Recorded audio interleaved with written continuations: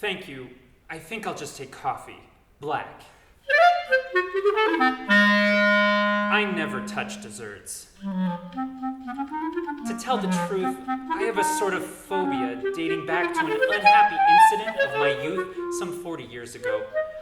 But even today, that moment's vivid when my sisters and I went weeping home and heard our mother say, "What? Lost your mittens?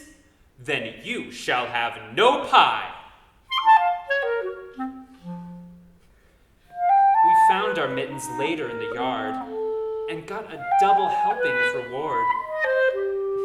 But somehow, I can never feel the same towards pie. It's all mixed up with guilt and blame and the long futile struggle for the removal of the huge weight of mother's disapproval.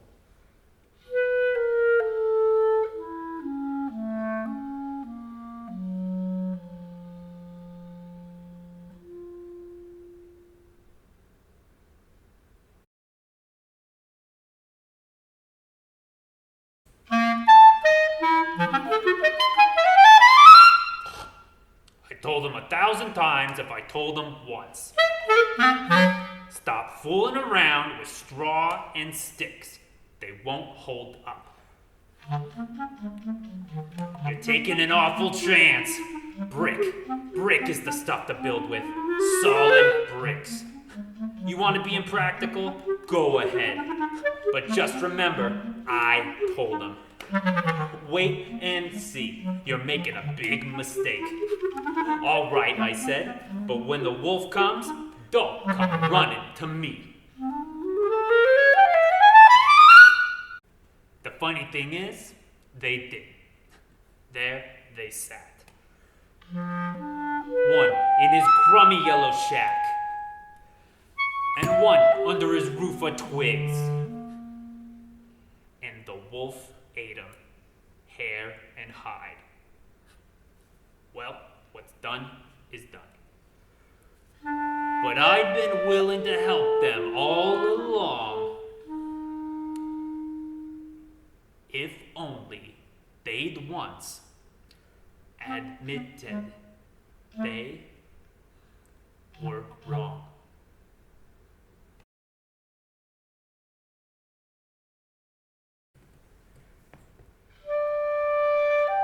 You wouldn't think they'd let me live alone out here in the woods, so far from town, old as I am and winter coming on.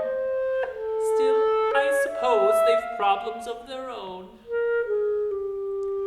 They send the child sometimes, when it's not too late, with an extra shawl and a little basket of food. I like to watch her skipping through the gate, bright as a robin in her pretty red hood. I get so lonely at the close of the day, here by the fire, without a thing to do. I've even thought of that poor mongrel stray that sulks around so miserable and thin. Next time he scratches, I think I'll let him in and give him a warm bed and a bone or two.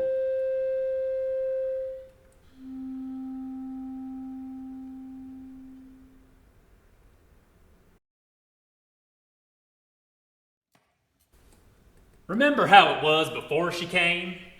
The picks and the shovels dropped beside the door, the sink piled high, the meals any old time, our jackets where we flung them on the floor, the mud tracked in, the clutter on the shelves. None of us shaved or halfway clean, just 7 old bachelors living by ourselves. Those were the days, if you know what I mean. She scrubs, she sweeps, she even dusts the ceilings. She's made us build a tool shed for our stuff.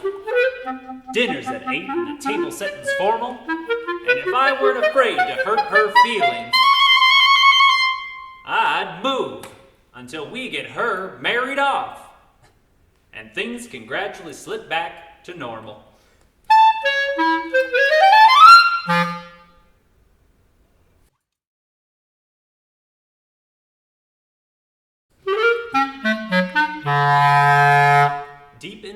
the two had shoved her, they found the witch, burned to a crisp, of course.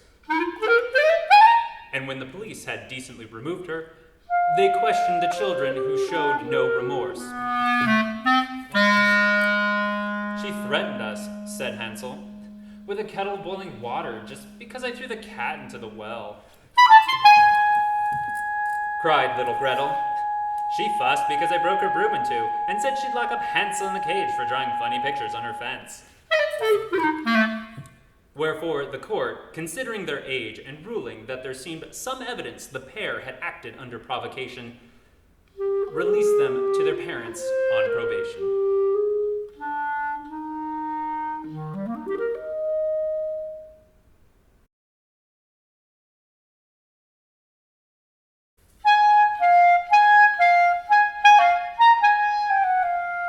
Yes, she's a charming girl. We love her dearly.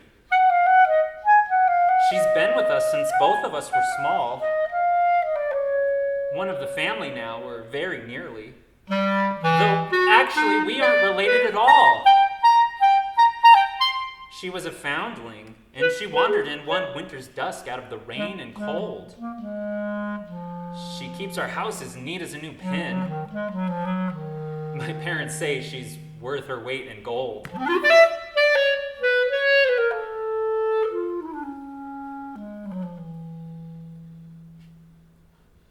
But I've a private grudge that rankles yet. Try as I may to conquer or ignore it, and sometimes when I see her sitting there, reading or sewing or braiding her bright hair, the old hurt wakens, and I can't forget that she ate my porridge, and broke my little chair, and took my bed, and I won't forgive her for it.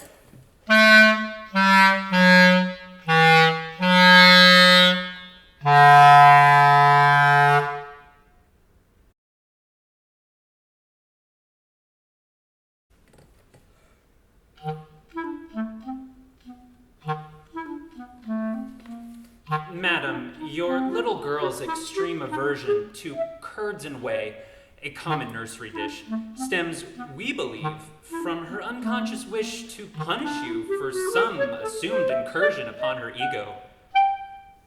Loss of appetite, irrational complaints of sudden fright suggested deep-seated feelings of aggression, which discipline denies overt expression.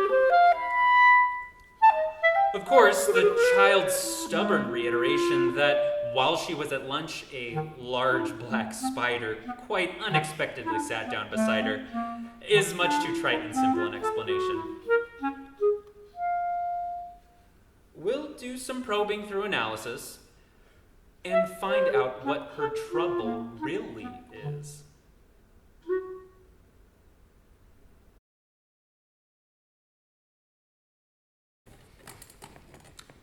You can't tell me it was an accident. Somebody did him in. I'll bet my hat.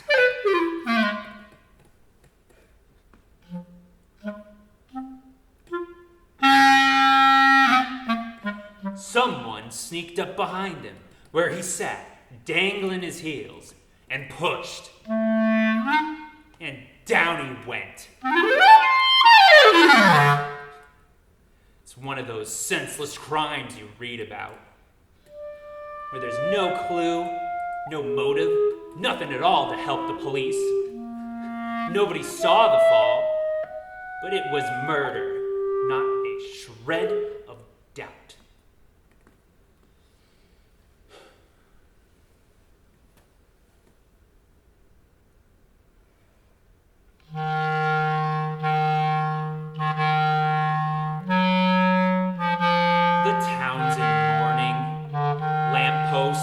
Draped in black.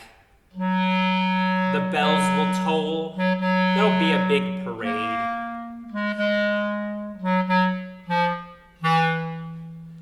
But all the king's cavalry and all his men, marching in ordered ranks, won't bring him back.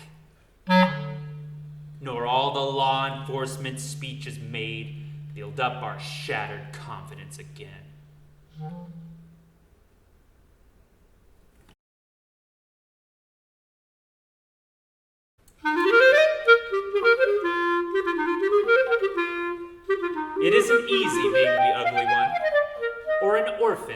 cruelest of stepmothers, or a foundling, or the dull-witted youngest son competing with 11 brilliant brothers.